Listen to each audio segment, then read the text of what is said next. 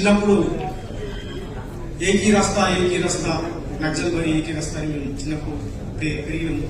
కానీ ఇవాళ నాకు అనిపిస్తుంది 3 దశాబ్దాల తర్వాత నేను ఒక స్లోగన్ తీసుకోవాల్సిన అవసరం ఉంది. ఏకీ రస్తా సమగ్ర కులగణన ఈ దేశంలో ముఖ్యంగా రాహుల్ గాంధీ గారి దేశంలో మాట్లాడుతున్నారు, కూడా పార్లమెంట్ లో మాట్లాడారు. కులగణన చేస్తారని చెప్పేసి దేశంలో అది ఒక్కటే మార్గం అని చెప్పేసి మాట్లాడుతున్నారు.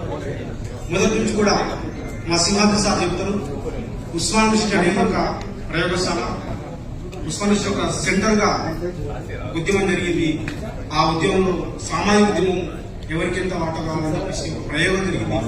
ఆ ప్రయోగం తెలంగాణ అంతా విస్తరించాలని చెప్పేసి చెప్తుంటారు. 3 దశాబ్దాల క్రితమే 2000 సంవత్సరంలోనే మేము ఎవరికెంత అంత వాటా కావాలని చెప్పేసి పెద్ద ఎత్తున అంబేద్కర్ చుట్టూ చుట్టూ మేము కొట్టాలి. తెలంగాణ ఉద్యమం కూడా మేము పెద్ద ఎత్తున ఉద్యమం చేస్తాం తెలుసు.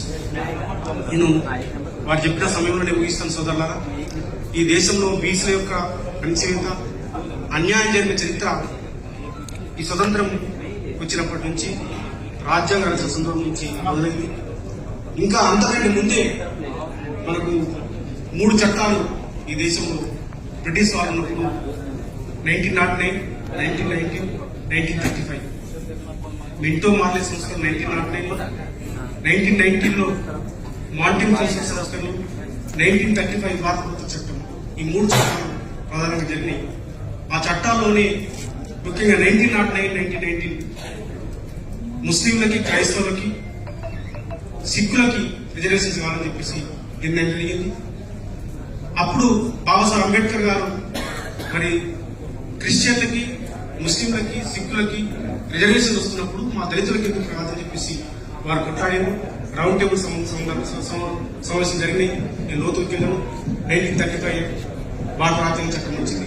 దాంట్లో ముస్లింలకి, క్రైస్తవులకి, దళితులు, సిక్కులతో పాటుగా దళితులకి రిజర్వేషన్ కావడం జరిగింది.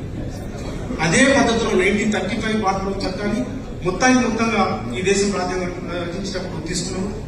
మరి 1950 జనవరి 27 రాజ్యాంగం అమలుకి వచ్చిన తర్వాత రెస్ట్ ఆఫ్ బీసీలకు తప్ప ముస్లింలకు వచ్చినాయి, క్రైస్తవులకు వచ్చినాయి, దళితులకు వచ్చినాయి. కానీ బీసీలకి రిజర్వేషన్ కాలేదు. అందుకోసం పెరియార్ రామసాహెబ్ నాయకర్ గారు ఈ రాజ్యాంగం మాకు వద్దని చెప్పేసి చించేసి ఈ దేశంలో మేము విప్లవం తీసుకొస్తే మాకు సపరేట్ దేశం ఇవ్వాలని చెప్పేసి అనుకుంటాడు. పెద్దలు చెప్పిన జస్టిస్ ఇస్రాయ్ గారు నేను లోతులకు వెళ్ళాను. 1951 మొదటి చట్టం రాజ్యాంగ సవరణ జరిగింది. ఆ సవరణలో అక్కడ కుట్ర జరిగింది. రాష్ట్రాలకి పరిమితం చేసి రాష్ట్రాలకు తీసి చేతులుకున్నారు. తద్వారా దేశంలో మండల్ కమిషన్ ఇంప్లిమెంటేషన్ ద్వారా కూడా రిజర్వేషన్స్ లేవు. అంటే ఈ దేశంలో 50% ప్రజలకి 100 సంవత్సరాల నుంచి అన్యాయం జరుగుతున్నది. ఇవాళ ఏం జరుగుతుంది ఈ దేశంలో?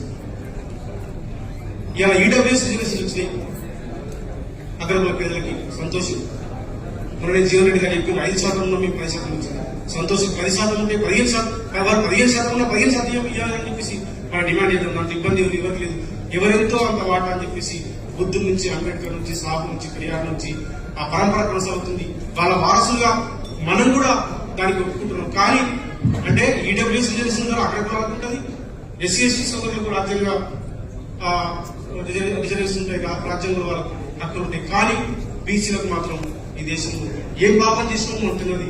ఈ దేశంలో విద్యా ఉద్యోగ రంగాల్లో, రాజకీయ రంగాల్లో మనం నష్టపోతా ఉన్నాం, అన్యాయం గురవుతా ఉన్నాం. కాబట్టి ఖచ్చితంగా మనం ఐక్యం కావాల్సిన అవసరం ఉంది. ఇది రాజకీయాలకు అతీతంగా జరుగుతున్న పోరాటం. ప్రధానంగా demand cost senses, local body reservations అనే అంశం మీద చర్చ జరుగుతున్నది. చివరి అంశంగా నేను చెప్పాల్సుకున్నాను. ఒకవైపు దేశంలో రాహుల్ గాంధీ గారు చెప్పిండ్రు, కాంగ్రెస్ పార్టీ ఇక్కడ కూడా రేవంత్ రెడ్డి గారు, తర్వాత సిద్దిరామయ్య గారు, కామిరెడ్డి గారు చెప్పినారు. మేము 3 నెలలుగా కొట్లాడుతున్నాము బీసీ చర్చగా, మిగతా సంఘాలతో కలిసి, మిగతా మా శ్రీనివాసరావు కానీ, ఆర్కృష్ణ కానీ, అందరూ చిరంజీవి సార్ కానీ, ప్రతి ఒక్కరు శ్రీనివాస సార్ కానీ, ప్రతి ఒక్కరు ఎవరి పద్ధతిలో వాళ్ళంతా కూడా దాసు వేసి కానీ అన్ని సంఘాలు ఇలా తెలంగాణలో ఒకటే ఒక చర్చ జరుగుతుంది.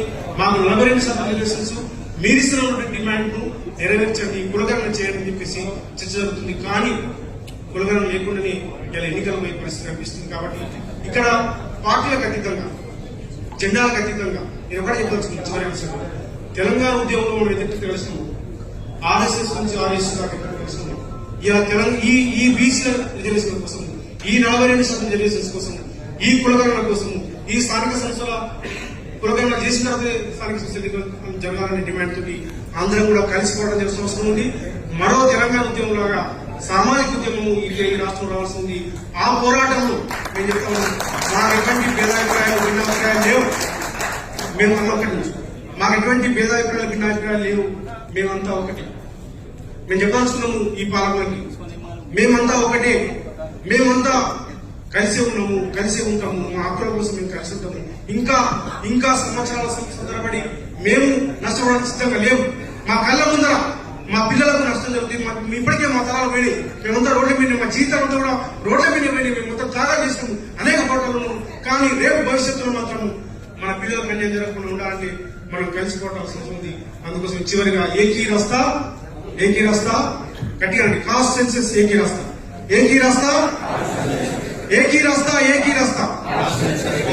బీసీల ఐక్యత. Thank you.